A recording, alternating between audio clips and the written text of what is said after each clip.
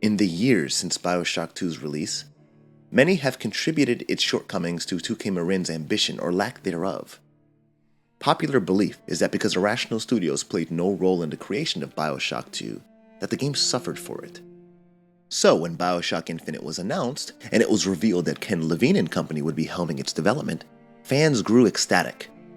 Infinite was intended to be both a return to form and something entirely new. The new game wasn't going to be a direct sequel to Bioshock 1 or 2. In other words, they were abandoning Rapture, which had long since had all of its intrigue drained from it. To many, the return of Irrational of Ken Levine was a promise that Infinite would be everything players wanted from Bioshock 2's narrative and more. Infinite would differ from its predecessor in more than just setting and story. For the first time ever, players would control an actual character, not some voiceless avatar. This time around, the protagonist would be Booker DeWitt, and his mission would center around a mysterious young girl named Elizabeth. When Infinite was first announced, very little was known about the narrative, these characters, or the gameplay. Early development interviews in the 2010 demo hinted towards some incredible ideas for the three. Taking place in another impossible city, players would explore Columbia, a world with the same visionary art direction of Rapture, but entirely different. Where Andrew Ryan's fallen dystopia was situated beneath the waves, Columbia was aloft the clouds. Where the Rapture was underpinned by objectivist ideologies, Columbia was one of nationalism and anti-foreigner sentiments. In terms of gameplay, players would move from district to district using the rollercoaster-esque skyline, allowing for a more open-ended approach to exploration. The 2010 demo showed the return of the telekinesis ability, which could be used to pull weapons from enemies and catch large projectiles in midair, as well as the return of Electrobolt. Both abilities, and presumably more, could be combined with Elizabeth's powers to create greater, more spectacular attacks. While little was revealed about the game's RPG elements, Infinite was shaping up to be a refreshing and inventive follow-up to Bioshock 1 and 2. The 2012 demo solidified that impression, which, for an incredible 12 minutes, expanded on our understanding of the game's story and mechanics. Bioshock was poised to give players even more agency than its predecessors. According to developers, certain combat sequences could be avoided by engaging in the game's unique stealth mechanic, which would have had players refraining from using their weapon. The caveat was that the enemies would be committing morally unjust acts, and not engaging them would result with the death of many innocents.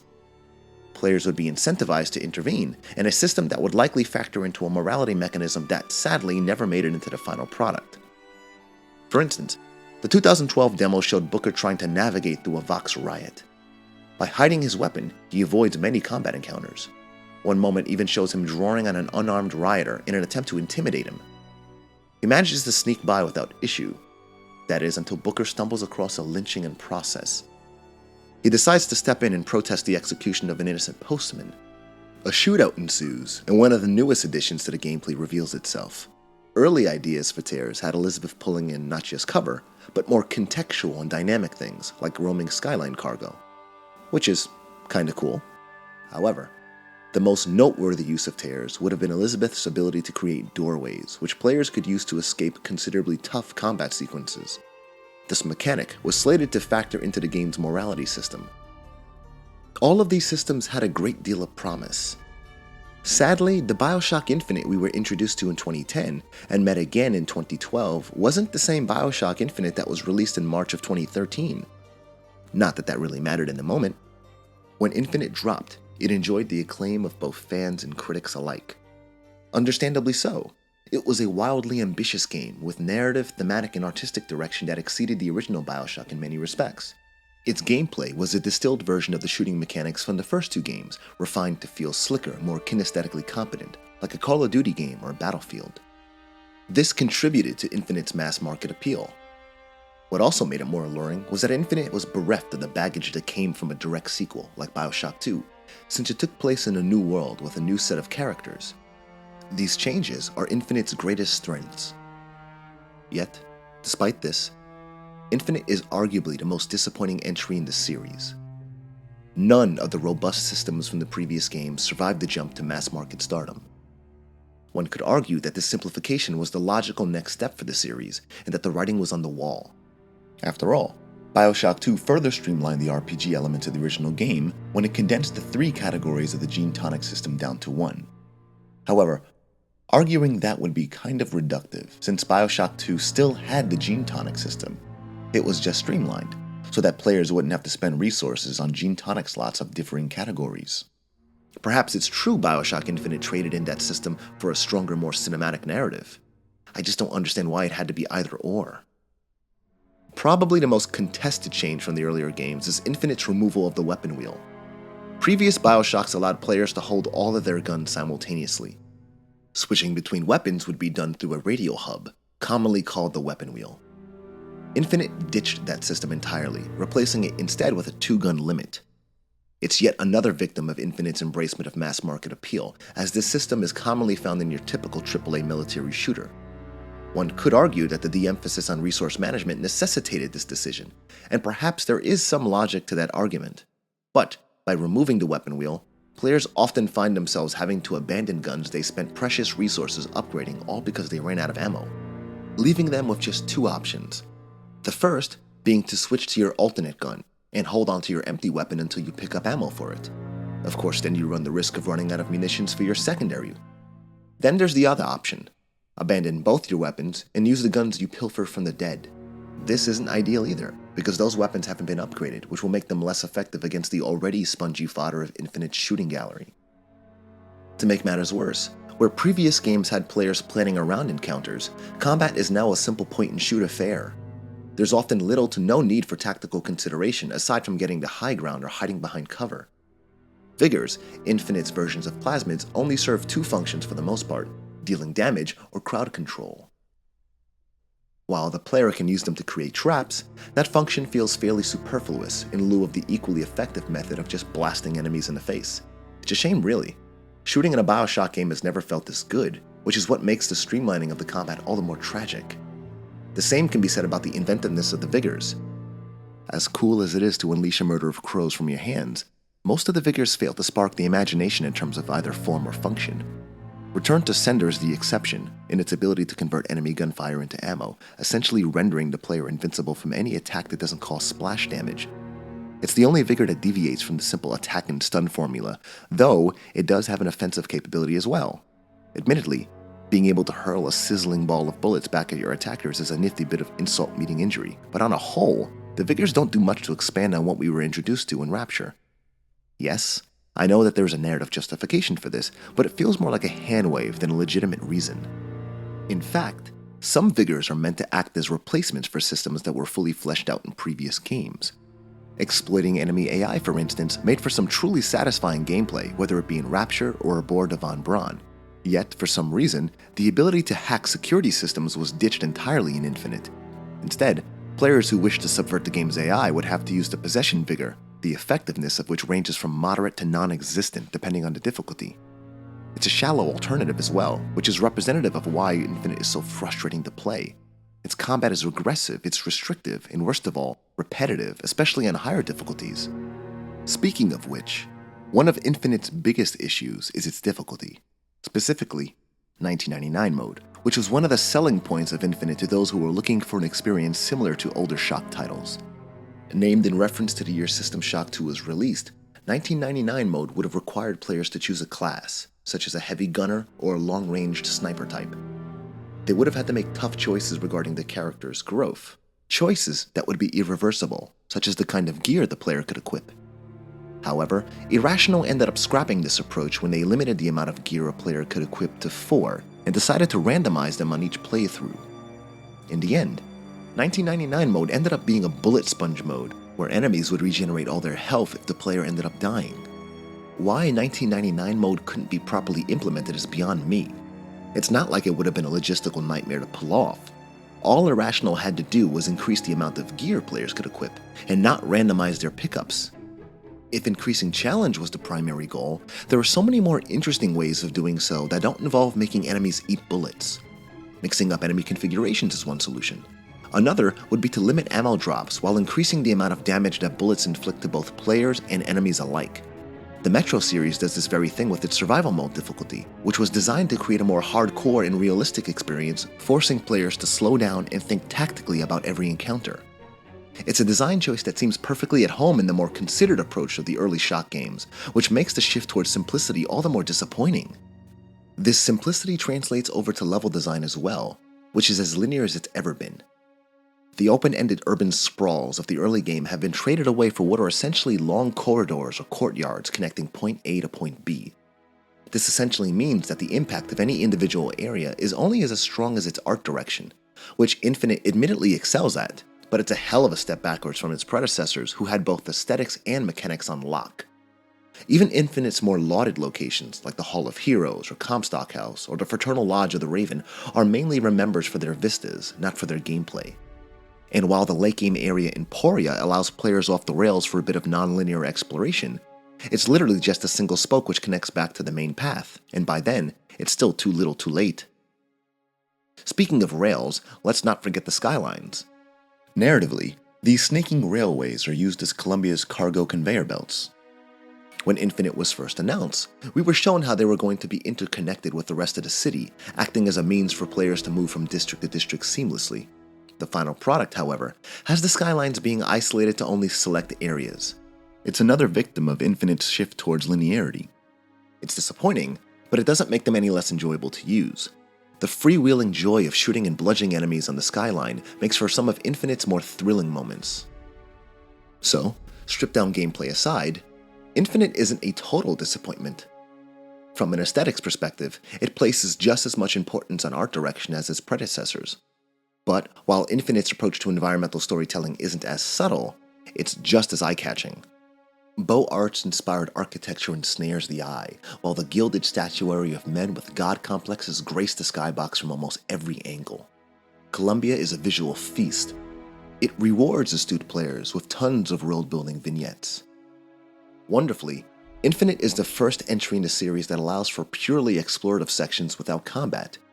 We got a taste of this with the final moments of Minerva's Den, but Infinite embraces it whole hog, allowing for large swaths of time to go by without a single shot fired. In fact, the first half hour of the game is almost entirely devoid of violence, with the only bit of bloodshed found in the lighthouse leading up to Columbia, and it's all the more memorable for it. One of Infinite's greatest strengths is its sense of identity. Columbia isn't Rapture. The two cities are colored very differently. Where Rapture was grim and foreboding, claustrophobic and dark, Columbia is wide and open and brimming with sunlight. This tonal shift affects everything from the feel of the world to the way the story is revealed. In the original Bioshock, the player's first steps into Rapture are tinged with anxiety. After all, they had just watched a Splicer murder a man in cold blood, and this after surviving a plane crash. Players leave the safety of the bathysphere and are greeted by a docking bay draped in darkness. There are suitcases strewn about. Protester signs litter the floor. There's a story to be told in this one room alone, a story which informs the direction of the plot for the remainder of the game. In Rapture, every bit of real estate is dedicated to informing the player on the backstory of its locale. Infinite, on the other hand, doesn't have to adhere to the same rules, and that's because Columbia is not a necropolis. It's a lively, vibrant world populated by a citizenry that can tell the history of the city without as much reliance on personal archaeology and environmental storytelling. It's a notable change from the previous titles, but one that's constructed from a logical starting point. Then there's the main characters, who are a mixed bag when it comes to quality of development. In the protagonist role, we've got the hard-boiled ex-Pinkerton himself, Booker DeWitt. Unlike the silent proxies of the previous titles, Booker's got no qualms commenting on all the fucked up shit going on around him. It's a welcome change to have characters interacting with someone who responds to the actions and words of others and doesn't just stare back silently. For the most part, Booker is handled well enough. His character arc is timeless in its simplicity. Boy finds girl, boy loses girl, boy gets girl back. Of course, there's nothing romantic about the arc, and it climaxes in a naughty revelation of Gordian complexity, but for the most part, it's a simple arc. Trust me here. Interestingly, for a main protagonist, Booker isn't the most likable sort. He's gruff and selfish. At the same time, he is empathetically drawn in his struggles with the deep-rooted trauma that haunts him. As expected, it's quite a while before the trauma is explored, and it's not until the endgame info dump that Booker's history is actually given shape, which is fine, since the narrative is peppered with enough hints of his past. However, the issue with this characterization is that his conversion into his alternate reality persona Comstock doesn't make the most sense. How Booker, a guilt-ridden man in search of repentance for hate crimes against Native Americans, ends up an even bigger racist requires some serious suspension of disbelief. Sure, I know there's a plot point about a baptism, about him having a vision of Columbia and receiving a higher calling and whatever, but there's still too large a gap in the character's history to leave underdeveloped. Good fiction knows to show, not to tell. And while the storytelling approach in Bioshock games has at times relied on the opposite, this plot point opts to do neither. The revelation feels forced, as if the developers knew that players would be anticipating a plot twist. I honestly get the impression that Irrational were operating under the misconception that Bioshock 2's poor reception was due to a lack of a twist. If so, they listened to the wrong critiques. Elizabeth, on the other hand, is handled much more deftly. She serves two purposes, one as a narrative device, and another as a companion character. Since Infinite is essentially one giant escort mission, Elizabeth easily could have been a detriment, but Irrational made the smart choice of making her invisible to enemies. She doesn't take damage, nor does she accidentally trigger combat encounters. Elizabeth provides the player with resources like money and ammo, oftentimes when needed most. Plus, she has the ability to open tears and pull things in from alternate realities, things like security turrets, vending machines, and grappling points. You know, interesting stuff, like what was promised in the 2012 demo.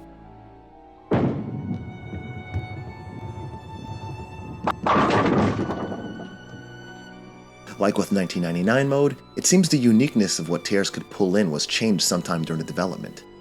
Sadly, it means Elizabeth as a video game sidekick isn't the game changer we were hoping for. However, Elizabeth as a character is wonderful. We are first introduced to her on Monument Island, the quarantined research facility that players are lulled into thinking houses a dangerous specimen of some type. When players finally see this specimen, it's meant to be a moment of confusion on many levels. She's just a girl, young, doe-eyed, and animated with the endearing fluidity of a Disney princess. There's a painting of the Eiffel Tower resting on an easel, undoubtedly painted by the mysterious girl herself. Who in the world would lock her up? Then she does something which confuses the player further, something which reinforces the warning signs that were so plentiful on the way here. She tears a hole in the fabric of space-time, which allows her and the player to look into another reality, another Earth. It's an awesome moment, and entirely unexpected. To Booker and the player, this ability, this girl, is beyond strange. But from Elizabeth's perspective, this is normal, and everything outside the tower is strange. Much of her characterization comes from this dichotomy. Elizabeth is the proverbial stranger in a strange land, and the way she interacts with the world has been carefully scripted to make her feel more believable. She examines objects, speaks about the things she's seeing, the things unfolding around her. Adding to her incredible characterization is the voice talent of Courtney Draper, whose performance is resplendent with sincerity, warmth, and complexity. Elizabeth is not just a pretty face, she's highly intelligent, and Draper's ability to shift from carefree to bookish on a dime imbues her with a disarming amount of depth. Elizabeth shows her competency many times throughout Infinite, in her ability to pick locks, crack ciphers, in her extensive knowledge of history, and her uncanny ability to recall the exact coordinates of cities like Paris and Manhattan. As the game progresses, she becomes less and less the girl we freed from a tower. Her growth as a character sees her blooming into womanhood painfully, bloodily, in a scene which has her disposing of one of Infinite's more poorly handled antagonists. Her arc ultimately culminates with Elizabeth growing full-blown demigod, and it's triumphantly handled. Sadly, Infinite's story doesn't get the same consideration. It's a hodgepodge of half-baked themes that aren't given the proper amount of time to develop. The first quarter of the game is about institutional racism and class warfare, as Columbia is pretty cavalier about the general mistreatment of minorities. Infinite decides to take no stance on it, mainly out of a desire to not preach at the player. The closest bit of commentary on the subject comes from Elizabeth when she notices that blacks and whites have segregated washrooms, and even that's more of an observation than a condemnation. This in itself isn't a problem. The issue lies with the characterization of the Vox Populi, the faction of Columbia's underclass that have organized into an armed resistance group. For some reason, Irrational chose to represent the oppressed as being interchangeable with the oppressors, and portrayed the retaliation of the city's minorities against the founders as something to be disgusted by. It's a misguided approach at commenting on the idea of power corrupting everyone equally, that both sides are bad, and that the ideas of right and wrong are morally gray in the face of the absolute. This is bullshit, of course. Any meaningful comparison between the underclass and the founders falls apart upon a moment's examination. It's Columbia's white citizens who are at fault.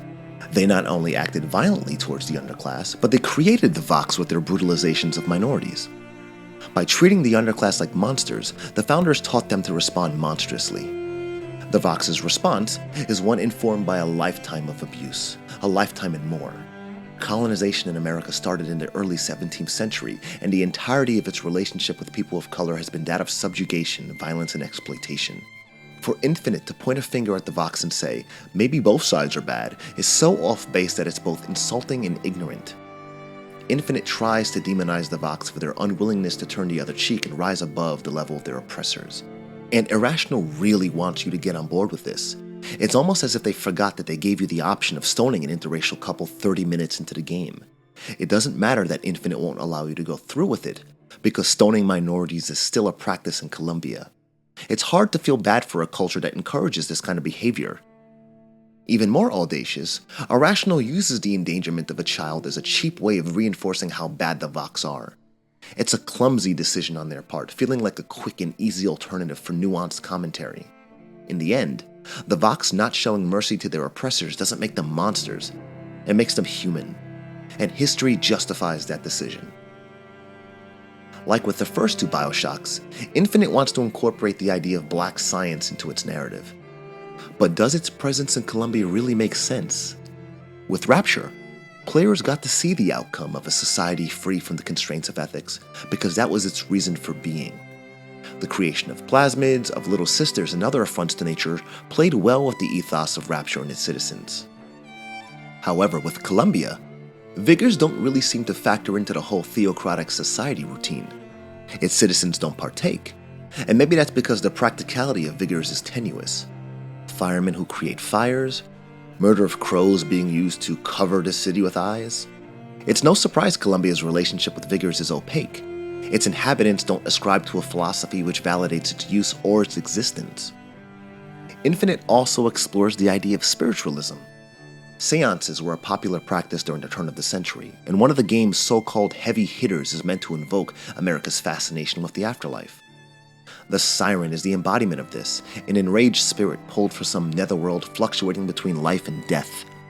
Conceptually, it's an interesting idea, but the Siren just comes out of nowhere. Nothing in Infinite has alluded to the possibility of ghosts or ghostly entities, so not only does its appearance feel jarring, it also feels unearned. Worse off, nothing comes of it. Infinite's foray into the realm of the spiritual starts and ends with the Siren. Even more unfortunate, Irrational makes you fight it 3 goddamn times. For that reason alone, I feel comfortable saying, fuck the Siren. And then there's Infinite's use of multiple worlds theory. While this idea is one of the game's better examined concepts, there's no satisfying mechanical exploration of it. Infinite relegates its extra-dimensional travel to little more than a button prompt which opens a glorified door. Now, juxtapose this with Dishonored 2's chapter, A Crack in the Slab, a level whose concept actually started life in Bioshock 2 as Arcane Studios helped in its development. In A Crack in the Slab, players move back and forth between 2 time periods, circumnavigating obstacles and enemies in order to infiltrate a seance. This mechanic happens in real time, with players being able to shift between past and present on the fly. They can also see into the other time period, allowing players to strategically choose when and where to make the transition. Player actions in the past have consequences in the present, with the potential to create 3 possible timelines, giving the level an ambitious scope and a mechanically satisfying play. What makes it even more impressive is that Dishonored 2's time travel mechanic is sequestered to just that chunk of the game. Once the level is done, the mechanic is no longer used. This mechanism is an elegant alternative to Infinite's multiverse gating, which ends up feeling comparatively underwhelming. Yes, I know it's not fair to compare Infinite to newer games, and I agree it's important to grade within the context of its day, but it's still worth criticizing, since Arcane Studios shows us how ambition in design can make a game feel even more special. Still, there's no denying that the multiple worlds theory is Infinite's theme of choice, because if there's any one subject that's given a decent amount of time to develop, it's this one. And it's a good thing, since the game's climax and ending hinges on the weight of it. Multiple worlds theory is nothing new in sci-fi. In fact, in this day and age, it's kind of a generic sci-fi trope, but it's presented with such confidence that Infinite remains one of the most notable examples of the subgenre. The return to Rapture is executed perfectly, a tantalizing sojourn used to showcase the awesomeness of Elizabeth's powers. It also explains the significance behind Infinite's reuse of story components from the original Bioshock. There's a reason why Columbia is accessible through a lighthouse, and why Vigors resemble plasmids so thoroughly. The return to the surface makes this apparent, as players come face to face with the lighthouse that started it all. Going through its massive doors reveals the truth behind the Bioshock universe and the meaning behind the Infinite namesake. Lighthouses, doors, stretching out into the boundless eternity. Even after all these years, the Sea of Doors manages to hit incredibly hard. The vista is heart-stopping, presented with the unrivaled art direction the series is known for. It can't help but make the player feel small, like everything which preceded it is less than a sigh in the cosmic scale of things. The ending's revelation of all the worlds of Bioshock being interconnected in some vast multiverse governed by the law of constants and variables is brilliant, the ramifications of it affecting all of the future Bioshock titles. Thematically, it justifies any decision the writers might make, whether it be to recycle old ideas or change time-honored staples of the series. Bioshock can take place anywhere, at any time, with anyone, so long as it adheres to three simple constants. There's always a lighthouse, there's always a city, there's always a man. It's a bold statement to make, so bold that one can't help but wonder where the series goes from here. Whether we visit a lighthouse in the Arctic, in the desert, or in the depths of space, they'll never come close to the grand proclamations made here in the nexus of all space-time. Infinite made a hell of an impact when it was first released. Lauded by both fans and critics alike, many considered it to be the high point of the franchise. Now that the dust has long settled, we know that's not quite the case. Its gameplay is regressive, placing greater importance on cinematic and presentational flourishes. Like Bioshock 2, it wants to tell a personal story. For all of its political bombast, Infinite is actually about family, about a father-daughter relationship spanning multiple dimensions. It uses themes such as racism, class warfare, and multiple worlds theory as set dressing for a macrocosm that's never really given time to fully develop. That's not the biggest sin, but it's certainly a blight, especially when juxtaposed against the backdrop of Rapture. Compared to other entries in the Shock series, it's a disappointment. Compared to what Infinite could have been, it's heartbreaking. The Infinite demos showed a game with a lot of promise. We may not know much about it, if it would have played well, or if it even would have had themes that are thoroughly explored as Rapture's themes were, but the potential those demos hinted towards is beyond denying. Maybe somewhere in the multiverse that version of Infinite exists. Sadly, it's not the one we got. Still, while Infinite may be the most disappointing entry in the series, it's still a good game nonetheless. And then there's the Burial at Sea DLCs. Oh, Ken Levine, you endearingly pretentious bastard. You just had to go George Lucas on us, didn't you? Like with the Auteur's prequel trilogy, Levine planned to bring players back to where it all started, back to Rapture. The big twist, however, was that it would be with Booker and Elizabeth on the eve of the event which led to the downfall of the city. Much like the premise to Infinite, it was a promising idea, one that both delivers and falters in many areas. Released episodically in 2 installments, Burial at Sea Part 1 begins in the dimly lit office of Booker DeWitt. It's a familiar setting, looking much as you would remember it, with some slight differences here and there. There's a knock on the door. A silky silhouette saunters in, and immediately we know something is amiss. It's Elizabeth, but Booker doesn't recognize her. Looking considerably more femme fatale than ever, she propositions him with a job, to find an orphan girl named Sally. Booker hesitates, but Elizabeth knows he'll oblige. He's compelled to.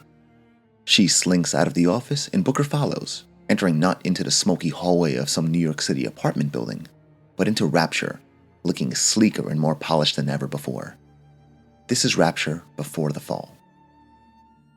Episode 1 is structured like Infinite in many ways. Its intro is an extended violence-free exploration of a meticulously authored space. After a significant trigger event, however, the shit hits the fan and the real Burial at Sea begins. From that point on, its main verbs are shooting, looting, and bludgeoning, all of which culminates in an unsatisfying final encounter and an equally unsatisfying plot twist. Lather, rinse, repeat, roll credits? Well, not quite. To judge Episode 1 on these elements alone would be unfair, because it actually does do a couple of neat things. The first act, for instance, is a highlight. A pre-spliced Sander Cohen takes center stage in the opening area, and he both astounds and unsettles in equal measure. Cohen ebbs and flows with theatricality, punctuating his speech with the odd vocal tics that made him so memorable in the original Bioshock. It's elevated by the perfect cocktail of solid writing and the voice work of T. Ryder Smith, who chews the digital scenery with show-stopping panache. That same degree of bombast is seen in the visual design of Cohen's studio, the Garden of the Muses. The first act climaxes with Booker and Elizabeth making their way into a party hosted by the manic artist. It's here where Irrational's art designers really get to flex their creative muscles. The studio is a lavish locale rife with off-kilter artistry which hints at the monster Cohen will eventually become. The party itself is an Idwise Shut affair, minus all the TNA, but with 100% more rabbits, a nod to the papier-mâché splicers from Fort Frolic. It ends up feeling like fan service, but it's executed to perfection, so your cares will likely be cast to the wind. The same can't be said about the rest of Episode 1. As I mentioned in my review for the original Bioshock, the strength of the game's setting came from its sense of mystery. Rapture was a puzzle box for players to solve, and even when its history was revealed, the city was still just an abstraction, a monster hiding in the shadows given shape by the power of the player's imagination. While Episode 1 does do some appreciative things, like showing the everyday practicality of the plasmids or the big daddies, Burial at Sea ultimately sullies all of the majesty of the original game in its attempt to fill in the blanks. Worse, the artifice of the world is as paper-thin as Columbia's. Episode 1's Rapture is little more than a Disney attraction, a veritable It's a Small World for the politically and philosophically inclined. Players move from NPC to NPC, listening to them recite lines of dialogue, then watch as these characters just shut down entirely. Maybe an NPC or two will walk in a scripted loop, but for the most part, these characters are never elevated beyond the realm of animatronic. If this is supposed to be Rapture's best and brightest, it's no wonder they went the way of the dodo. Thankfully, this isn't an issue in the game's second half, which is the combat-centric portion of the DLC, though in all honesty, it suffers for different reasons. The gameplay here is almost identical to Infinite's, except that players can now hold more than 2 weapons, can use stealth to creep up on enemies, and resource scarcity is even more of a concern. Respectively, this is good, okay, and The return of the weapon wheel means players won't find themselves having to abandon guns they spent resources upgrading just because they ran out of ammo. Literally just switch to another gun until you pick up munitions, and feel free to resume bloodshed with your weapon of choice. However, resource limitation makes this kinda tricky, especially on higher difficulties where enemies become once again frustrating bullet walls while Booker can barely survive a stubbed toe. I don't think Burial at Sea's ammo scarcity is a bad idea. Quite the contrary, it's an effective way in keeping in spirit with the original Bioshock. However, the issue with Episode 1 is that none of the subversive systems from the old games were adopted, so players are forced to rely on shooting and vigors only. Without the ability to hack, pretty much every encounter drains what resources you have, so players will often find themselves with literally no ammunition. Of course, stealth could be considered a workaround for this design choice, except Episode 1's sneaking mechanic isn't the least bit refined. Nowhere is this more obvious than in the incredibly awkward stealth kill animation, which literally feels like it's missing frames of animation from the cycle. It's a shame, because if there's one aspect of Episode 1's gameplay that has the most potential, it's the stealth. As I was playing through both the opening act and the Fontaine department store, I kept thinking how much I would have loved the blink ability from Dishonored. With some tweaking to the level design, I imagine it would have elevated the stealth mechanic a great deal. It's not such an outlandish idea if you think about it. The fiction, after all, supports such a power. Booker could have gotten his hands on an experimental teleport plasmid, allowing players to zip around the world, moving from cover to vantage point like a Rapture version of Corvo Altano. Imagine if the first act retained its adventure game elements, but instead of allowing players to just traipse into stores in search of Cohen's mask, you would have to stealth your way around using the teleport plasmid. Imagine during combat. How satisfying would it have been to get the drop on splicers, combining the teleport ability with other powers? Yes, I get that Booker isn't the stealthy type, but at the same time, the game encourages stealth with its stingy resource economy. Plus, if you think about it, it would make sense. While Episode 1 does have players controlling Booker DeWitt, he's not the same Booker from the main campaign, so mixing up his approach to combat wouldn't be a little narrative disconnect. Though, considering how much Episode 2 leans into the stealth side, it's likely Irrational chose to de-emphasize it for Booker's story in order to give the 2 chapters a unique sense of play. But if that's the case, it's a wonder why Episode 1 had a stealth mechanic in the first place. Gameplay missteps aside, Episode 1's biggest fault is its narrative. On paper, the idea of Elizabeth and Booker sleuthing around Rapture sounds great. Much of its promise comes from the idea of it being a short story, of it using Rapture more as set dressing for the multidimensional fuckery of Elizabeth's powers. With the implications of Infinite's ending, the universe is Irrational's oyster. They could literally tell any kind of story they wanted. Sadly, what we got is considerably more schlocky, tarnishing both Infinite's narrative and characters, as well as the original Bioshocks. It plays out with Elizabeth promising to help Booker find Sally, a child who's not so much a character as she is a carrot dangling from a stick. The two eventually end up in the remains of Fontaine's department store, which has been segregated from the rest of Rapture. What ensues is 3 hours of a sparse story thinly veiled to act as a precursor to something more interesting in the next episode. Just like with Infinite, the narrative unfolds through audio logs, as well as some brief exchanges between the two leads. It's quickly apparent that Elizabeth doesn't really care for Booker, which is part of the mystery pushing the player forward. It eventually climaxes with them finding Sally, and Elizabeth deciding to use the girl as a way of punishing Booker for a sin he doesn't even remember committing, much to the detriment of Sally herself. After a chaotic boss fight against a Big Daddy, the twist is revealed. The Booker players have been controlling in Episode 1 is just another version of Comstock, ostensibly the last Comstock in the vast infinite of the multiverse. Sure, I guess that makes sense. After forcing him to remember his role in the death of another Anna DeWitt, he pleads with Elizabeth for forgiveness. But this Elizabeth ain't got time for that, and watches with quiet contempt as Comstock is disemboweled by the Big Daddy. Examining Episode 1 as a standalone expansion doesn't do it any favors. Like with Infinite, its gameplay is unsatisfying, yet it's somehow worse in comparison due to its half-baked stealth mechanic and parsimonious grip on resources. However, the narrative is the real stake in the heart, being paper-thin and feeling more like a necessary stopgap to get to Episode 2's more compelling, albeit flawed story. Episode 2 allows players to control Elizabeth, former damsel in distress, now Dr. Manhattan-level demigoddess. Or she was, until a convenient plot point strips her of omnipotence, leaving her mortal AF. While this makes little sense from a narrative perspective, disempowering Elizabeth means Episode 2 is not the spammy shoot-em-up its predecessors were. It's a stealth game, more so than any other entry in the Shock series.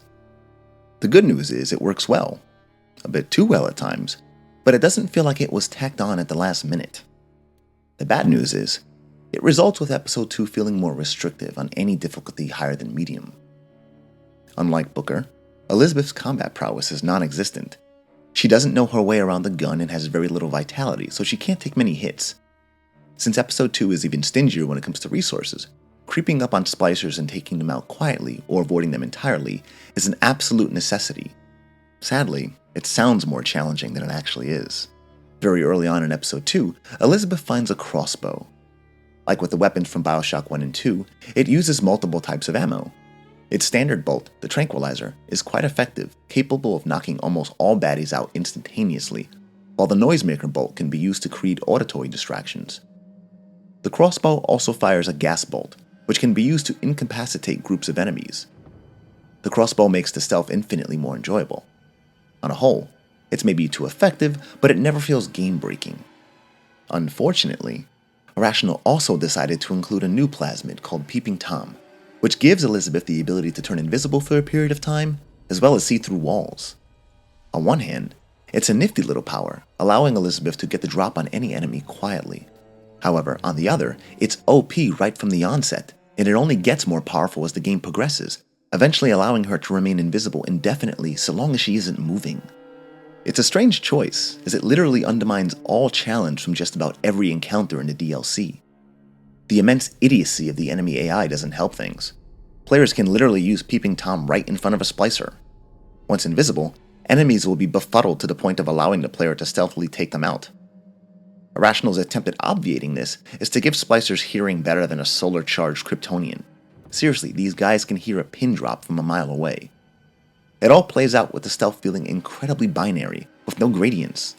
Avoid this puddle here, sidestep this shattered pane there, and you're pretty much fine. It's not the simulation experience many are hoping for, which is a bummer since everything else about it works. Levels are designed with stealth in mind. The central hub in particular is a massive space evoking the imagination the Shock series is known for, while allowing players to access every spoke from any direction. There are multiple means of reaching most locations. use the air grabber to reach high spots, shimmy through air ducts, or just stick to the shadows and creep by enemies. It's not the deepest execution of this type of level design, but it's satisfying nonetheless. This emphasis on stealth and general disempowerment brings Episode 2 closer to its roots. Not just the older Bioshock games, but its Looking Glass lineage, specifically Thief, which is alluded to in the naming convention of its hardest difficulty, 1998 mode. It affects the atmosphere of the DLC for the better. Moments of quiet exploration instill a welcome sense of tension, while enemy encounters can erupt into a panic-stricken Donnybrook. Bringing it even closer to its roots is the ability to hack turrets again. That's right, you heard me correctly. Hacking is returned. Sort of. Similar to Infinite, Elizabeth will find lockpicks that she can use to break into safes, open doors, and hack turrets. Similar to Bioshock 2, hacking plays out as a timing minigame, which involves players striking a tumbler at the right moment. It doesn't happen in real time, but considering both Infinite and Episode 1 had nothing, we should be happy with what we got. And thankfully, it's good. It's a simple and elegant system which ends up feeling like a mishmash of old and new. This mishmash comes to a head with the DLC's emphasis on environmental storytelling. Gone are the awkward animatronics of Columbia in Episode 1's opening area. Part 2 doesn't make the same mistakes its predecessors did. It strays away from showing populated portions of the city, focusing entirely on the lonely ruination which made the first two Bioshock games so memorable. This is mainly accomplished by keeping the setting in the same department store from the previous episode, but even when the story takes Elizabeth back to the city proper, it's kept short and bittersweet. More so than Episode 1, the areas are littered with things which reference plot points from Infinite or hint at some deep cut from the original Bioshock. It's fan service at its best and worst. Ultimately, Episode 2's desire to function as an epilogue for Infinite and a prologue to Bioshock 1 ends up being a double-edged sword. Admittedly, it's incredibly satisfying to hear Ryan speaking to Elizabeth, addressing her as Miss Comstock and acknowledging her as exceptional. Seeing her referred to as Cohen Songbird is also a wonderful callback. But the best use of this fan service comes from finally learning the connection between Vigors and Plasmids through the cross-dimensional thievery of Fink and Suchong. It's playfully and endearingly executed, keeping in with the tendencies of the characters and enriching the player's understandings of both worlds. Too bad the other callbacks don't follow suit. The rest end up tarnishing the Rapture and Columbia experience almost to the point where many won't want to consider Burial at Sea canonical. In the case of Infinite, we've got the anarchist Daisy Fitzroy, a character who caused a lot of controversy in her willingness to threaten the life of a child in order to exact revenge on her oppressors. Many took issue with this, though the conflict between the whites and the minorities of Columbia stems from some very real socio-political issues that are far too complex for this game to handle with any degree of sophistication. As stated earlier, Infinite treats its themes like footnotes. The climax with Fitzroy is a glaring example of this, and while I'll admit it could have been handled better, Episode 2's attempt to retcon Fitzroy ends up feeling like damage control. That is to say, revealing that Fitzroy wasn't going to kill Fink's son and that she was being used by the Luteces to help Elizabeth grow into adulthood is cheap. In truth, though, the biggest issue with Burial at Sea is that it really shouldn't have happened. The inciting incident of Episode 2 requires too much suspension of disbelief. Elizabeth's renewed mortality, for instance, comes about from her demise at the hands of a Big Daddy. Of course, if you think about it, that doesn't make any sense. After all, this is the same Elizabeth who effortlessly dispatched of Songbird at the end of Infinite, and has the ability to see all the doors and what's behind all the doors. How could she not handle a Big Daddy or foresee what was going to happen? None of the details about her death play nicely with what we know about her powers and omniscience. Even if she allowed herself to get killed so she could trigger the events which led to Bioshock 1's good ending, it still doesn't explain why she couldn't just use her powers to whisk the Little Sisters away from Rapture herself. It's likely her space-time dominance can't reverse their conditioning, but she could have easily approached Tenenbaum about the prospect and helped her leave the city. They could have worked towards saving the Little Sisters together on the surface. Of course, if she did that, the events of Bioshock 1 and 2 would have never happened, meaning the only way for Episode 2's story to work is for players to turn a blind eye to its plot holes. It all ends up feeling like fanfiction. It's a glaring issue to yours truly, but I imagine many others won't take umbrage with it, mainly because Elizabeth comes into her own in Episode 2, and it makes the narrative far more enjoyable as a result. She's arguably the best protagonist in the series. Though, that isn't saying much, seeing as Booker's the only other player character in the entirety of the Bioshock franchise who actually had a voice. Regardless of the low bar, Elizabeth proves to be a nuanced and empathetic and genuinely likable lead. Like in the main game, her characterization is elevated by Courtney Draper's superb acting. Episode 2 shows an even more vulnerable side to Elizabeth as she struggles with feelings of self-doubt. Draper gives these moments unquestionable believability, with a performance that fluctuates from endearing to delicate to desperate. She ends up being surprisingly relatable in her bouts of uncertainty and remorse. Even more appreciated is how frequently Episode 2 allows Elizabeth to flaunt her intellectual prowess. Whether pontificating on pseudoscience or explaining the logistics behind lockpicking, Elizabeth's assuredness helps distinguish her from the brawny recklessness of Booker. It's a nice contrast, and ends up making her feel more grounded, more interesting. Still, while Elizabeth comes out of Episode 2 a more fleshed out character, things don't end well for her. And this should be of no surprise. We've played through the original Bioshock. We know that story. Elizabeth does not factor in. Of course, that doesn't stop many from hoping. Episode 2's narrative is one filled with surprises, heartache, and disappointment. The DLC starts proper, with Elizabeth being held at gunpoint by Atlas and his goons. Elizabeth, however, manages to talk herself out of certain death with the help of Booker DeWitt. Not our Booker, of course. He died at the site of the baptism, euthanized by the many Elizabeths of the multiverse. No, this version of Booker is just a vision of the man, conjured up in the mind of the Elizabeth who came back to Rapture. But why did she come back? Episode 2 kicks off with a bit of a cold opening, in some romanticized version of Paris, where children frolic with baguettes, famous artists from various time periods paint along the Seine River, and where everyone knows Elizabeth's name. It's quickly revealed that this Paris is little more than a dream, which turns nightmarish by the sudden appearance of Sally. When the dream ends, Elizabeth is back in Rapture, unable to remember how or why she returned to the underwater metropolis. Unexpectedly, both the how and the why are quickly revealed. As it turns out, Elizabeth was killed by the Big Daddy which offed Comstock/Booker. Being the transcendent goddess she is, she didn't truly die though, but instead continued existing elsewhere in the multiverse. However, this version of Elizabeth, guilt-ridden for her mistreatment of Sally, opted to return back to Rapture to do right by the girl, which caused every extra-dimensional version of her to combine into a single Elizabeth. The game refers to this as a quantum superposition. I refer to it as a plot hole, which I griped about earlier, so I'll spare you any more bitching. It becomes apparent that the big mystery of Episode 2 is going to be how Elizabeth plans on helping Sally.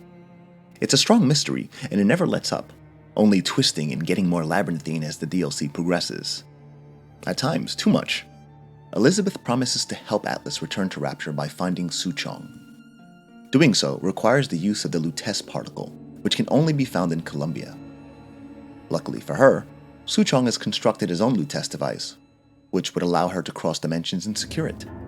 After repairing the machine, she steals the particle, but Suchong denies her access back into Rapture unless she can get him a lock of a young Elizabeth's hair for his protective program research. Never mind that Elizabeth could have just used her own hair. After finally returning from Columbia, she uses the Lutece particle to raise the Fontaine department store back to Rapture, triggering the onset of the Civil War. Ryan said it best. He's the most dangerous type of hoodlum, the kind with vision. Sometime after his return to the city, he and his men orchestrate a series of calculated attacks on Rapture. Longtime fans already know the bombing of the Kashmir restaurant, and Episode 2 alludes to this directly when Elizabeth enters one of Atlas's strongholds and sees the plans laid out in front of her. This and much worse are brought about due to her meddling. In fact, Episode 2's climax presents Elizabeth as the catalyst for Rapture's downfall. This would be yet another sin for her to feel guilty about, except her intervention ultimately leads to some good, that of the so-called ace in the hole. All throughout the DLC, Elizabeth is hearing whispers of this ace, from coded messages in the form of collectibles to Atlas himself. He is searching for it, and he's confident that Elizabeth knows where it is, and she used to, back when she could see all the doors, and what was behind all the doors. However, the mortal Elizabeth can't remember where it is, and so, Atlas tries to coerce the information out of her forcefully. Many view the torture scene as gratuitous, and to a certain extent I can understand that reading.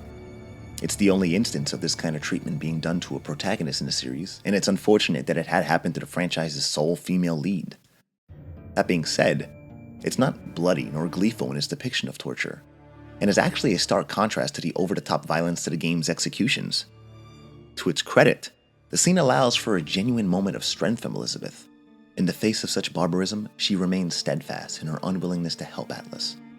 It's not until he threatens Sally does she give him what he demands: the location of the ace.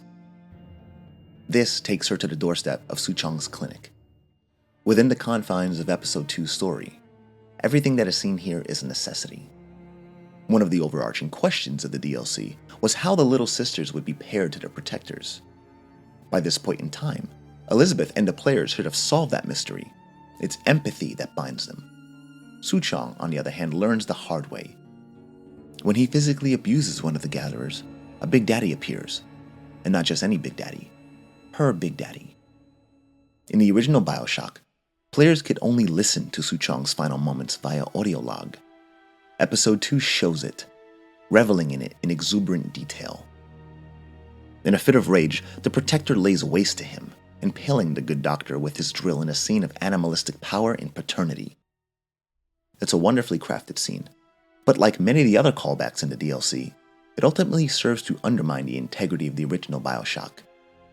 Much of it feels forced, and it's a risk all prequels take, and while the quality of the directing is unquestionable, the artistry behind the vision feels a bit profaned. Sadly, the DLC is sprinting towards its conclusion, which could be what contributes to the ending feeling so forced.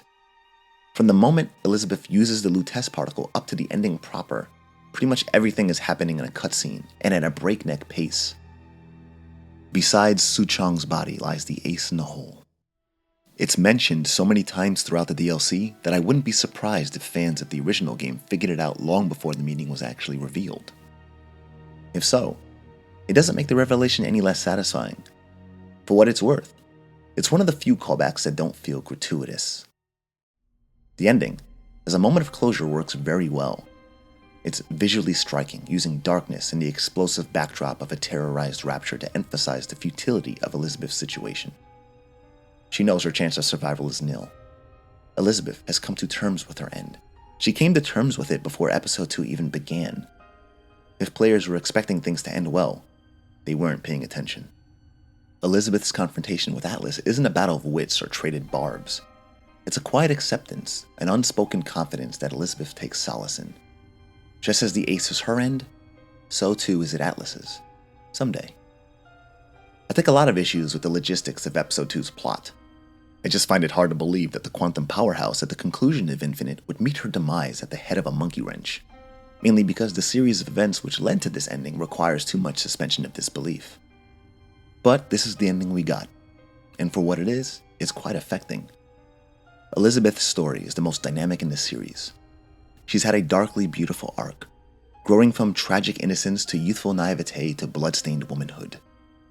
In the end, players watch as Elizabeth is barraged by a flurry of images, which serve the bittersweet reminder that she died doing something good. This is hammered home by the epilogue, which reminds us that Elizabeth's sacrifice has not been for naught. It doesn't make it any less painful, but players like Elizabeth can rest assured that justice will eventually be served. Episode 2 is a combination of what works best about the original Bioshock and Bioshock Infinite. From a narrative perspective, it manages to combine the political intrigue of Rapture with the interpersonal dynamicisms of Infinite. It's an odd pairing, but it feels appropriate in a way that makes me wonder why Infinite couldn't have been more like this. The same with its gameplay. Episode 2 cherry-picked the disquieting atmosphere of Bioshock with its slower, more considered approach to enemy encounters, but married it to the streamlined systems of Infinite. While the Minerva's Den DLC closed the book on the Rapture storyline, Burial at Sea leaves players wondering about the fate of the franchise. It's no question that there will eventually be sequels. Whether the next Bioshock draws more from the older games or Infinite is what remains to be seen. I would prefer the former, as the immersive sim is where this franchise finds its strongest footing. Games like 2017 Prey and the Dishonored series prove that there's still a massive audience for these kinds of experiences. But if the next Bioshock is more Episode 2 than the first two games, I could definitely live with that.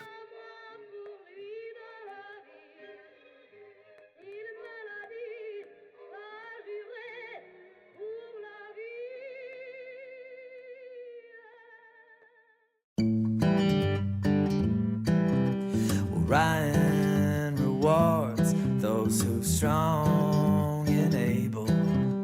Well, I work hard, just putting food on the table. And if the good life is dessert, then I gotta ask why. Why don't I have a slice of that pie? Why, oh why?